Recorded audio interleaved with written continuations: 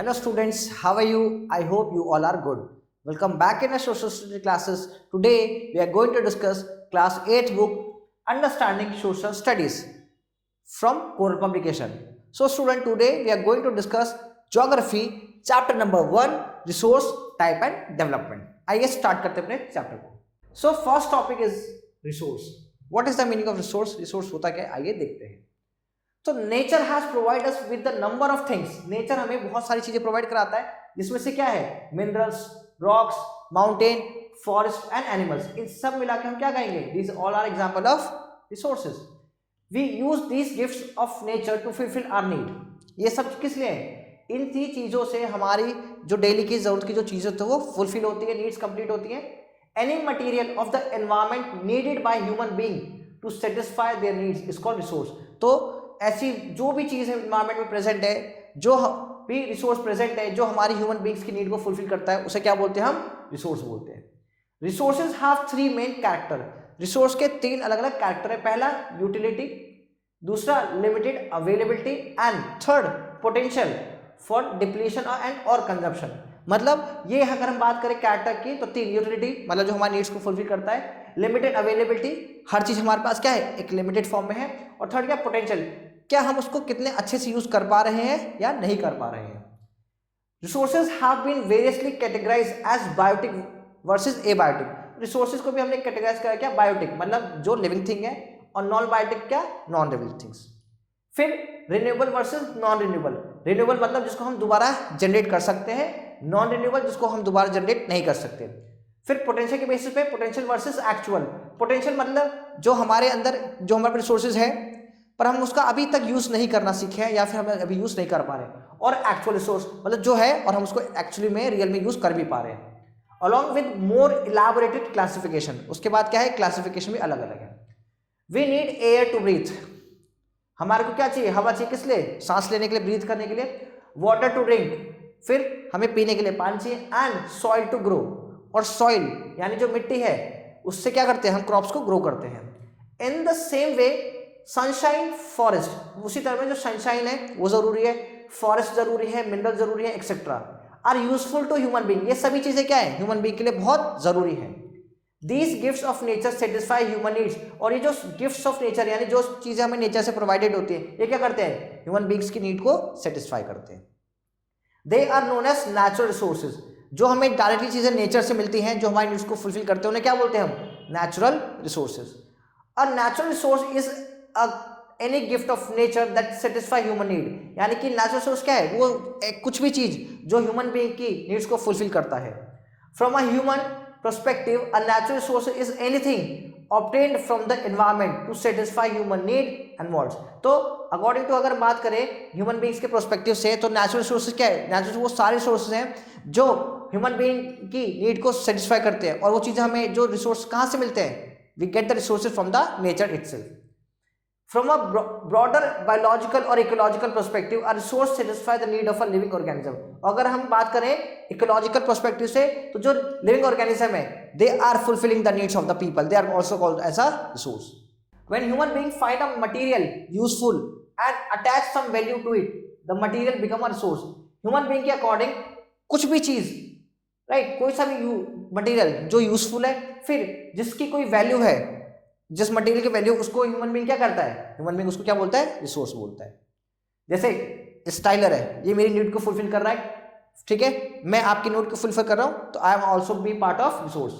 The value और usefulness of material can also be express in term economic. अब हम बात करें मटेरियल की, तो कोई इकोनॉमिकल यानी मनी के फॉर्म में होता है, किसी चीज की हम लीगली बात करते हैं, एथिकल और एस्थेटिक. ये सब क्या है? प्रॉपर्टीज है रिसोर्सेज की. For example the resource which are use for production. ऐसा कोई रिसोर्स जिसको हमने यूज करा है फॉर किसी चीज को प्रोडक्शन या बनाने के लिए, हैव इकोनॉमिक वैल्यू. उसकी क्या है? इकोनॉमिक वैल्यू है. अब ये बोर्ड है, इसको हमने बनाया किस चीज से?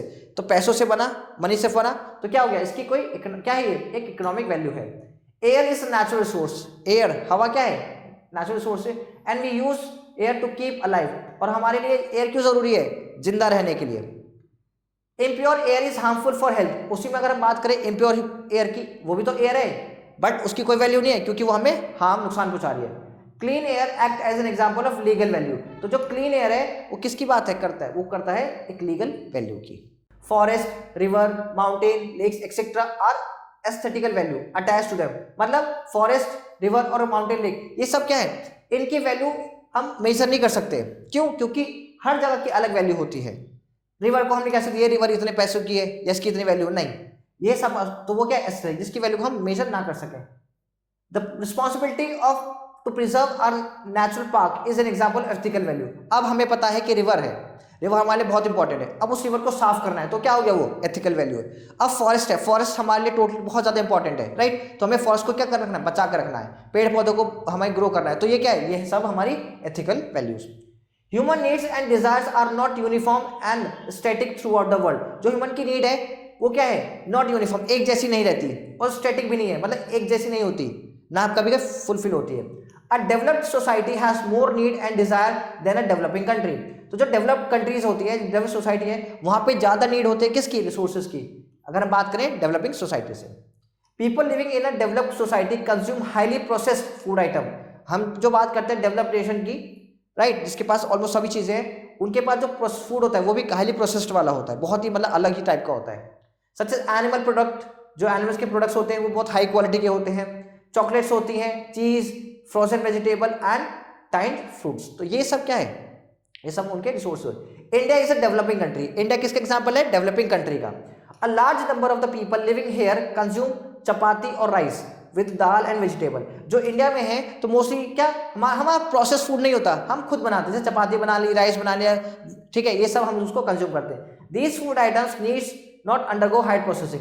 तो अब रोटी चपाती बना रहे, कोई हार्ड अंडर प्रोसेस थोड़ी है, कोई मशीन थोड़ी लग रही है, ह्यूमन बीइंग उसको काम कर रहा है, right. Discoveries and inventions made in the resources useful to human being. हम जितना डिस्कवर करेंगे, जितना न्यू चीजें करेंगे, उतना हम रिसोर्सेज को वाइजली यूज कर सकते हैं।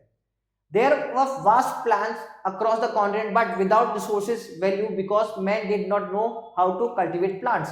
अब हमारे पास क्या है कि रिसोर्सेज तो है, बट ह्यूमन बीइंग के थ्रू ही हम चीजों रिसोर्सेज को यूज भी करते हैं। These plains were used as hunting ground. अब जो प्लेन एरियाज हैं, यानी कि जो ग्राउंड्स हैं, वो किस लिए यूज करते हैं, हंटिंग करने के लिए। Later man started sedentary agriculture.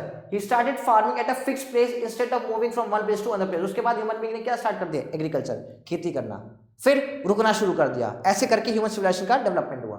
Similarly there were a large deposit of iron ore in Chota Nagpur reason, right. छोटा नागपुर रीजन इंडिया में है, जो सबसे ज्यादा वहां पे डिपॉजिट्स है किसके, आयरन के।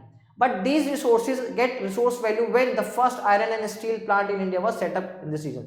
पर इसकी वैल्यू कब हुई, छोटा नागपुर प्लेटो की वैल्यू कब हुई, जब यहाँ पे इंडस्ट्री सेटअप हुई पहली बार इंडिया में, राइट। एग्जांपल उसका first iron and steel factory in Jamshedpur.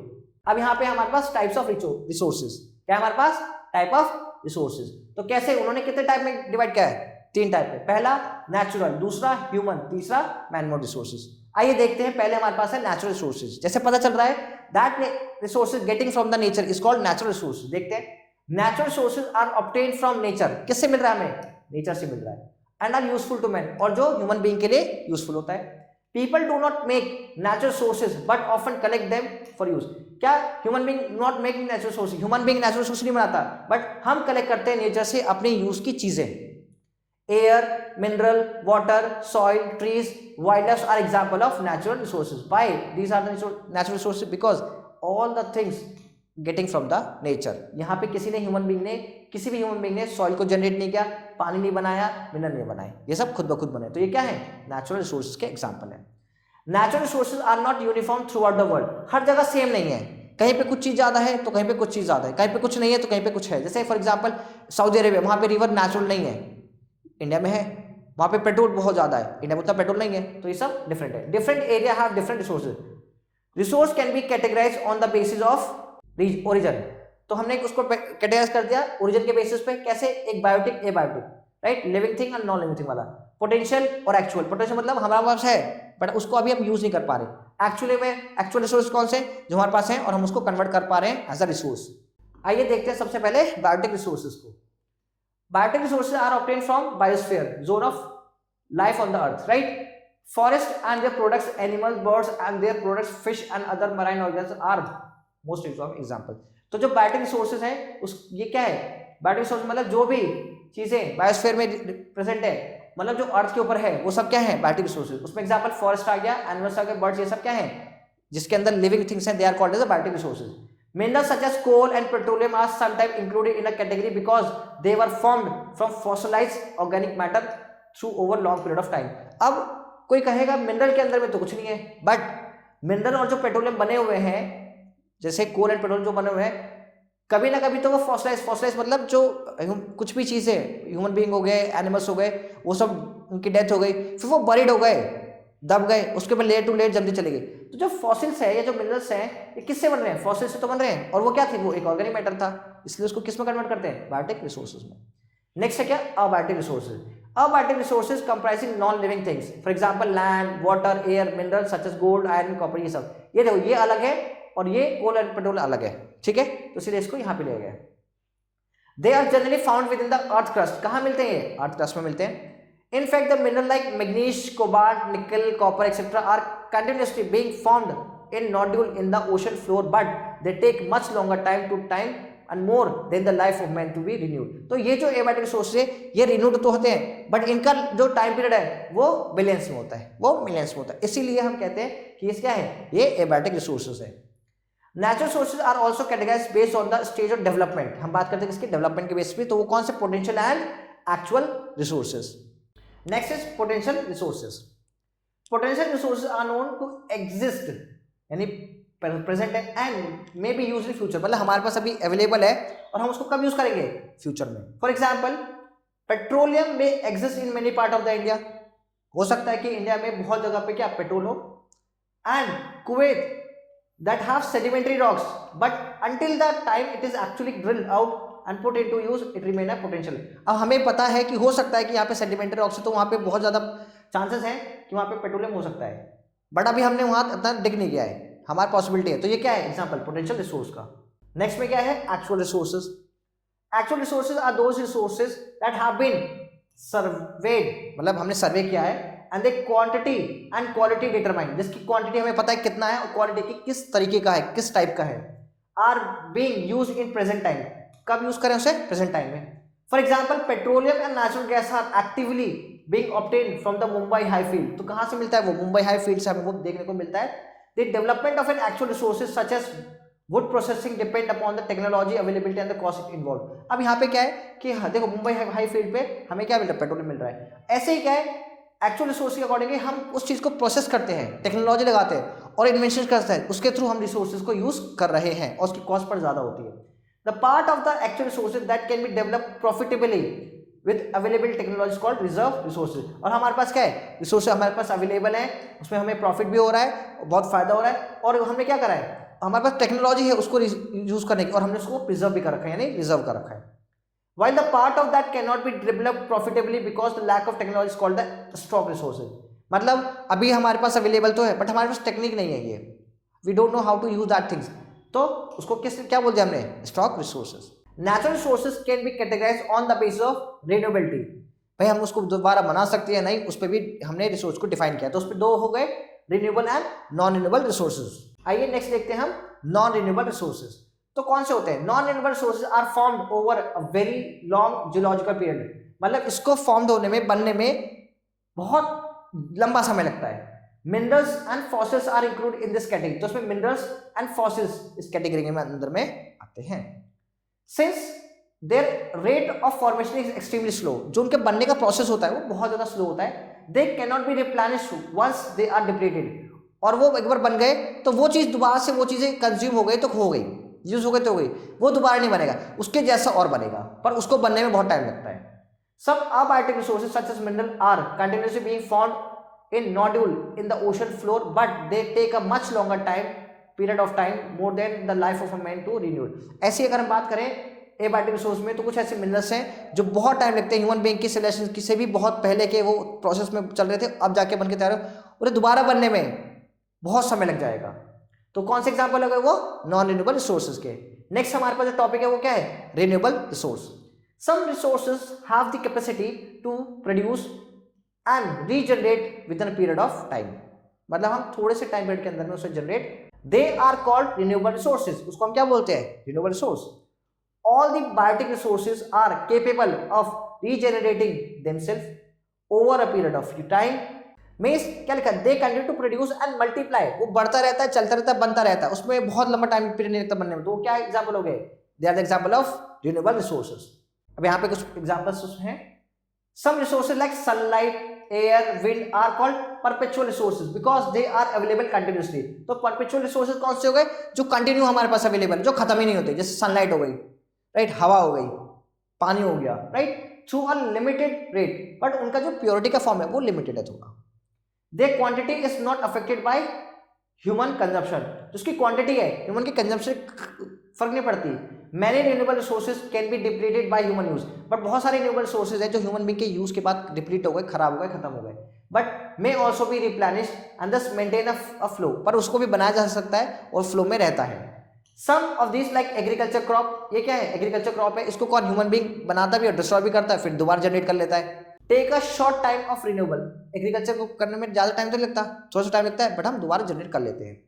Others like water take a comparatively longer time while still other like forest take even longer time. तो वैसे ही फॉरेस्ट बनाने में थोड़ा और टाइम लगता है, और अगर हम बात करें तो जो वाटर है उसको बनाने में टाइम लगता है, पर फॉरेस्ट को बनाने में ज्यादा टाइम लगता है। 15 से 20 साल के अंदर में कोई फॉरेस्ट तैयार हो जाता है। अब ये क्या, forest are renewable resource but they take a long time to replace. अब इतना बड़ा पेड़ बनने में, इतने बड़े जंगल बनने में 2-3 महीने में तो लग बना नहीं होगा, 4-5 साल तो लगे, कम से 10 से 15 से 20 साल लगते हैं इतने बड़े ट्रीज को ग्रो अप होने में। Natural resources are also categorized based on the distribution of ubiquitous resources and localized resources. Ubiquitous resources are found everywhere. For example, air, light and water. जो resources हर जगह पाए जाते हैं उसे क्या बोलते हैं, ubiquitous resources. Next, localized resources are found only in a certain part of the world. नाम ही क्या है, localized, मतलब कुछ certain जगह पे स्पेसिफिकली मिलने वाले रिसोर्स को हमने क्या बोला, localized resources. For example, copper, iron ore, geothermal power. These are the example of localized resources. Next हमारे पास क्या है, human resource. क्या है हमारे पास, next human resource. The term human resource can be defined as the skill. किसके basis पे, human being अगर resource बन रहा है तो उसके लिए सबसे जरूरी क्या है, उसके अंदर कुछ स्किल होनी चाहिए। Energies, talent, abilities and knowledge that are used for the production of goods and rendering their services. आप कोई गुड्स बनाना है उसके लिए you need skill. अगर आपको कोई सर्विसेज देनी है you need certain knowledge, ability. Natural resources are of no use until and unless they are exploited by man. अब नेचुरल रिसोर्सेज बेकार है, अब पेड़ खड़ा का खड़ा है, उस पेड़ को हम जब वुड में, चेयर में, टेबल में कन्वर्ट करें कब, because of the human resource. तो ह्यूमन रिसोर्स के बिना नेचुरल रिसोर्स बेकार है। In order to utilise natural resources the human resource need to be develop. Natural resources को अगर हमें यूटिलाइज करना है तो उसके लिए सबसे जरूरी क्या है, ह्यूमन बीइंग का डेवलप्ड होना। It is not the number of human resource but their skill that are of prime importance. उसके लिए ह्यूमन बीइंग की क्या स्किल की जरूरत है, जो प्राइम इंपॉर्टेंट रोल प्ले करता है। They should be educated or trained or so that their skill, mechanical power and technology may be utilized for the development of the nation. अब क्या है, they should, क्या जरूरी क्या है स्किल होने के लिए, एजुकेशन, उनकी ट्रेनिंग हो, फिर मैकेनिकल पावर मतलब उनकी ट्रेनिंग स्पेसिफिक फील्ड में हो, एंड टेक्नोलॉजी, जो भी टेक्नोलॉजी है उसे उसको यूटिलाइज करना आना चाहिए, right. If they are ignorant the natural resources remain unutilised. अब ह्यूमन बीइंग है, उसको कन्वर्ट ही ना करना है नेचुरल रिसोर्स को अदर यूज में, तो कुछ फायदा ह्यूमन बीइंग का नहीं, it will become zero. For example, the vast resources of Africa remain under developed for centuries. जो अफ्रीका है वो वर्ल्ड में इसलिए फेमस है कॉन्टिनेंट क्योंकि वहां पे सबसे ज्यादा रिसोर्सेज देखने को मिलते हैं, पर क्या है वो क्या रहे, अंडर डेवलप रहे। क्यों, क्योंकि वहां के लोगों को उसको यूज करना आया ही नहीं। Because the native were ignorant of the usefulness of this resources. जो वहां के नेटिव यानी जो वहां के लोकल लोग थे वो इग्नोर करते थे, वहां पे रिसोर्स थे बट वो उससे जानते ही नहीं थे कैसे उसको यूज करते हैं। We can say that economic development of the nation depend on its human resources. ये कहा जाता है कि किसी भी कंट्री का इकोनॉमिक डेवलपमेंट तभी होगा जब ह्यूमन बीइंग उस रिसोर्स को कन्वर्ट करना, यानी कि जब ह्यूमन बीइंग या ह्यूमन रिसोर्स जब अच्छा होगा तभी वहां के नेचर को वो यूज कर सकता है। मैन मेड रिसोर्स, आइए देखते हैं।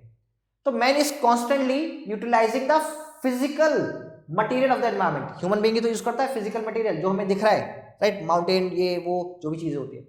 ही has made some means of production, for example man made machine, human being ने क्या बनाई, मशीन्स बनाई, क्या बनाए, टूल्स बनाए टू एड प्रोडक्शन, तभी तो प्रोडक्शन होगा किसी चीज का। Thus, machines and tools are man-made resource. तो machines और जो tools हो गए क्या हो गए वो, they are the man-made resource. Why? Because they are made by the human being itself. Houses, building etcetera are other example of the man made resources. तो ये सब जो एग्जाम्पल आप देख रहे हो, जो मैं देखता हूँ, आप जो देख रहे हो आसपास अपनी चीजें, they are all done by the human beings. Sustainable development क्या होता है? Sustainable development, sustainable development refers to a mode of human development. क्या है वो? एक तरीका है क्या ह्यूमन डेवलपमेंट को करने का, in which resources use aims to meet human need while preserving the environment. मतलब ह्यूमन जो सस्टेनेबल डेवलपमेंट है वो हमें सिखाता है कि हमें ह्यूमन बीइंग को क्या, ह्यूमन बीइंग को डेवलप करना है, ह्यूमन बीइंग की नीड को फुलफिल भी करना है, बट कैसे करना है? एनवायरनमेंट को कम से कम हार्म करके, so that these needs can be met not only to present but also for the future generation. मतलब ये है कि सस्टेनेबल डेवलपमेंट कहता है कि डेवलपमेंट ऐसा करो जो प्रेजेंट है उसका भी भला हो और जो आने वाला फ्यूचर है उसके लिए भी कुछ बच जाए, कि वो भी अपने आगे फ्यूचर को आगे कैरी फॉरवर्ड कर सके। That is the development that meet the needs of present. ये ऐसा डेवलपमेंट है जिसने जो प्रेजेंट की नीड्स है उसको भी फुलफिल किया है without compromising the ability of future generation. But compromise नहीं किया आगे वाली जनरेशन से, मतलब इतना यूज करा कि आज तो है ही है, प्लस आगे आने वाली जनरेशन के भी वो चीजें बची रहे ताकि वो भी उसको वाइजली यूज कर सके to meet their own needs, called sustainable development, ताकि जो फ्यूचर जनरेशन है वो भी अपनी नीड्स को फुलफिल कर सके। इसे क्या बोलते हैं? सस्टेनेबल डेवलपमेंट कहते हैं। Following are some of way to conserve natural resources. कुछ तरीके दिखाए गए हैं, बताए गए हैं जिससे हम नेचुरल रिसोर्स को कंजर्व कर सकते हैं। First, the land resource are limited. हमारे पास लैंड क्या है? लिमिटेड है, राइट? जमीन तो लिमिटेड है ना। Vast land should be made available for cultivation. जो बहुत बड़ा एरिया हमारे पास खाली पड़ा हुआ है उसको क्या करें हम? कल्टीवेशन के लिए यूज करें। रिवर्स में be linked up so that surplus water is donated from one river to another one. एक ऐसी रिवर है जिसके पास बहुत ज्यादा पानी है, उससे बाढ़ आ रही है, और एक तरफ ऐसी रिवर जिसके पास पानी नहीं है, सूखा पड़ रहा है, तो क्या करो? उसको लिंक्ड अप कर दो ताकि जो जिसमें एक्सेस अमाउंट में पानी है वो किसको दे सके? जिसके पास पानी नहीं है।